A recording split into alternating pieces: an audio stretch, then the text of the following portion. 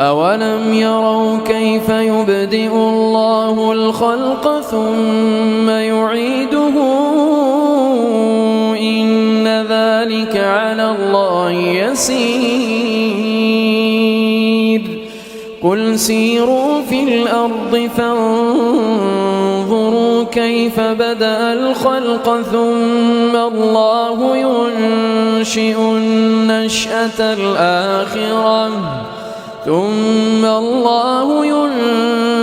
النشأة الآخرة إن الله على كل شيء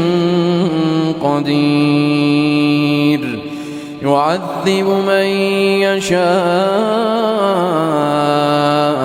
ويرحم من يشاء